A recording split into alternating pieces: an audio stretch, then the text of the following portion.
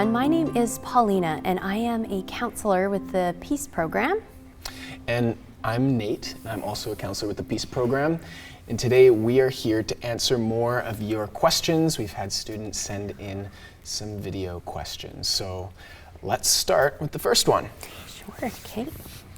Hi, I'm Maria. I'm in grade 10. What do I do if my partner hasn't responded to my text in a few days? Okay, so this question makes me kind of curious about a couple things. I would be curious if it was out of nowhere that you just suddenly stopped receiving texts when typically you would, or if it came after an argument or like a difficult exchange between the two of you. I know that ignoring really hurts, and it can be a way that someone purposefully hurts you.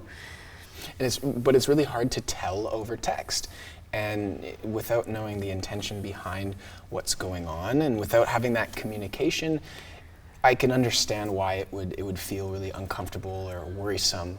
And so I would just suggest, well, we want you to express that you want to talk still, and when the person is ready to communicate over text or in person, then you can talk about those long silences, those long breaks. Yeah, that's good. Okay. Good question. Next one is... My name is Mark and I'm in grade 9. My partner says she gets jealous whenever I hang out with my friends. What should I say to her? Okay, so a good question, and this is about an emotion. Jealousy is an emotion, and what we tell our clients is that all emotions are good. They all send us a message about what's going on. I know I've been jealous. Have you been jealous? Yeah, we've definitely all been jealous at times. And so it's actually a really good sign that your partner has expressed that she feels jealous. You asked what you should say to her, and I would suggest you say, hey, look, I am sorry that you feel jealous. Like, do you want to talk about it? Yeah, that's straightforward and honest. And another thing that comes up for me is feeling an emotion. So feeling jealousy is very different than acting upon that emotion. So if your partner's coming forward wanting to talk about it, that's a great place to start rather than interpreting certain behaviors as coming from jealousy. It would be unhealthy if in her jealousy she started saying you can't hang out with those friends, and that's something I'd watch out for. But in a healthy relationship, communicating through it would be best. Great. All right, so let's do the next one. Hello, I'm Keithan. I'm grade 12. My partner always say I'm gross and make fun of me whenever I order pineapple on pizza. How should I respond? Okay, so what I would wonder about is if you felt like it was fun or a funny way that the two of you joke around with each other. And if that's the case, then it sounds like you're having fun, but sometimes silly or funny things can teeter over into not so comfortable, which it would be totally fair to say, hey, that's a little too much or a little too far for me. But sometimes when people poke fun of us, it actually hurts and it's embarrassing and can make us feel pretty terrible. And if that's what you're experiencing in your relationship, then I would suggest talking with them. Yeah, you can do that assertively by just saying how it makes you feel, whatever those feelings are for you, and say what you would want them to do, what you would like them to do in a calm way. For sure. Okay, so here's our next question. Hi, I'm Ethan. I'm in grade 11. My partner asked me for nudes, and honestly, I'm considering it. Is there anything wrong with that? So this is a really important question, and I've had youth that have come to me and say things like, okay, me and my partner, we both consent to wanting to share nudes with each other. What's the problem with that? Well, if we're living in Canada, we need to understand what the criminal code says, and any sexualized pictures of people who are under the age of 18, it's considered child pornography.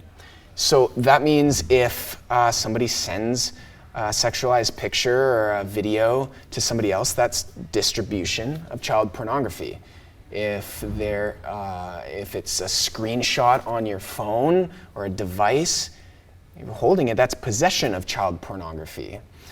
So there's a lot of legal ramifications for people who are under the age of 18, and that has nothing to do with even the fact that you're not in control of how those pictures are used after the fact. Yeah, that's so true. So you can consent to having photos taken in the moment, but that photo exists in the world from then forward, and so you can't remove your consent because it's out there in the world. So we pretty much advise as thinking very carefully about that one. Consider not taking those pictures because of the legal ramifications.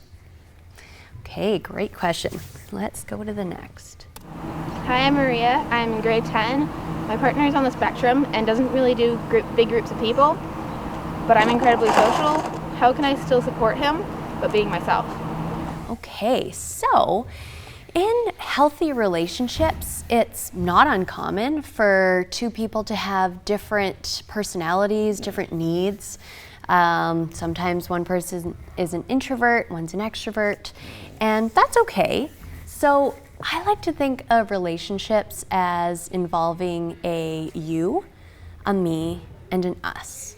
And so they are allowed to have the aspects in their life that are important to them. I'm allowed to, I would be allowed to have that in my life, but then you come together as a couple and enjoy the things that you like to do together. Yeah, if you talk about the things that maybe you want to do with your partner and the social interactions you don't want to share, then that's that communication too. That's really clear, and you can both have those aspects of your unique selves respected the whole time. Mm-hmm. Okay. Hi, I'm Lucia and I'm in grade 12.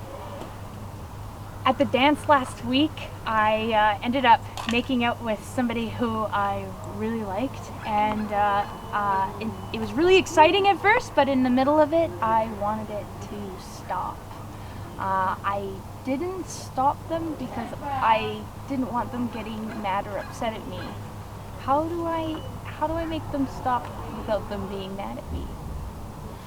Yeah. Well, it's not uncommon for people to change their mind. You said that it was exciting starting out and making out with this person, and then, well, you didn't want to, but for reasons you chose not to stop. And that also, that's unfortunately not uncommon.